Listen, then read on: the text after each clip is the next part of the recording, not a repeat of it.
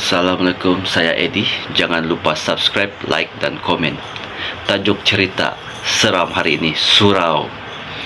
Aduh, malaslah, ujarku dalam hati setelah teringatkan hari ini aku ditugaskan untuk mengumandangkan azan subuh di surau sekolah.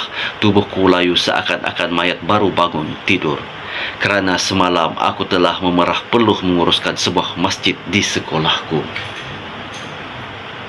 Cerita bermula, jam menunjukkan pukul 4.50 pagi. Aku bangun dari katil dan terus menukar pakaian untuk ke surau. Aku menyarungkan sandalku dan meneruskan langkahku ke surau dan meninggalkan pintu utama asrama. Pagi itu sungguh sunyi. Embun-embun pagi terasa sangat segar. Setelah 5 menit aku berjalan, akhirnya aku tiba di surau. Pelik, ujarku. Aku seorang pada waktu itu. Surau kelihatan kosong, gelap dan sunyi. Tidak menunggu lama, aku pergi ke tempat wuduk dan membasahi anggota tubuhku dengan air wuduk. Sebelum masuk ke dalam surau, krik, krik, aku mendengar bunyi seakan pipe dibuka di bahagian wuduk pelajar wanita. Tidak heranlah, mungkin ada pelajar yang ingin ke surau awal. Setelah aku selesai mengambil wuduk, aku terus masuk ke dalam surau. Bunyi air paip di bahagian wanita pun telah hilang. Mungkin dia sudah masuk ke dalam surau agaknya, ujarku dalam hati. Aku terus membuka suis lampu surau.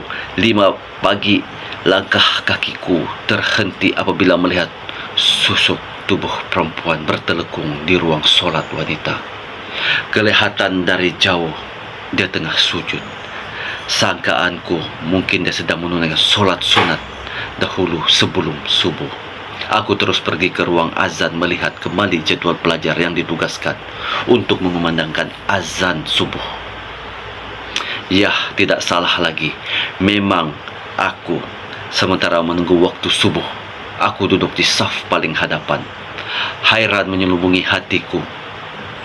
Pelajar-pelajar lain belum tiba ke surau pagi itu. Selalunya pada waktu begini, para pelajar memang sudah berada di surau. Tidur mati agaknya. Sementara menunggu masa untuk aku mengumandangkan azan, aku tergerak hati untuk melihat perempuan yang aku lihat tadi. Dia masih lagi dalam keadaan sujud. Aku merenung saja.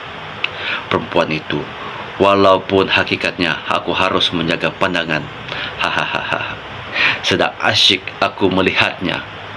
Dia membangunkan wajahnya dari sujud. Alangkah terkejutnya apabila aku melihat wajahnya. Dia yang begitu menyeramkan melihat tepat ke arahku. Perempuan berwajah seram itu terus berdiri memandang ke arahku dalam keadaan tersenyum dan tertawa. Tubuhku menggeletar dan aku terus berlari keluar dari surau. Tum, tum, tum. Pintu surau terkunci dari luar. Aku terperangkap di dalam surau bersama makhluk itu. Kenapa lari? Kau belum azan lagi kan? Hihihihi, ujar makhluk itu. Badanku basah dengan peluh. Mulutku terkunci. Aku ingin menangis namun badanku seakan-akan dikawal. Tidak lama kemudian aku merasakan kakiku dipegang erat. Alangkah terkejutnya aku melihat susuk makhluk itu menjilat 2 belah kakiku sambil mengilai. Aku menjerit sekuat-kuat hati, Allahu Akbar. Aku pingsan. Tiba-tiba bangun, aku melihat Ustadz dan rakan-rakanku. Razif berada di hadapanku.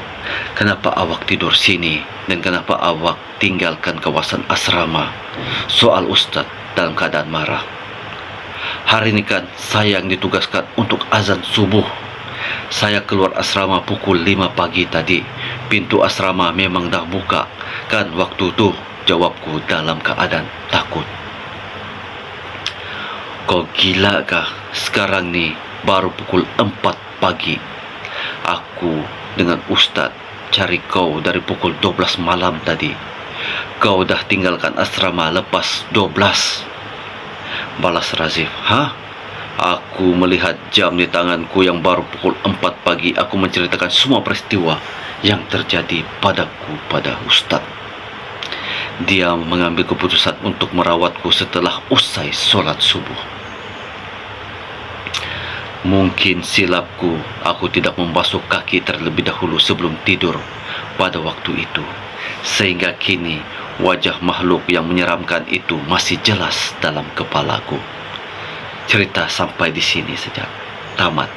Ada salah dan silap, saya minta maaf. Terima kasih.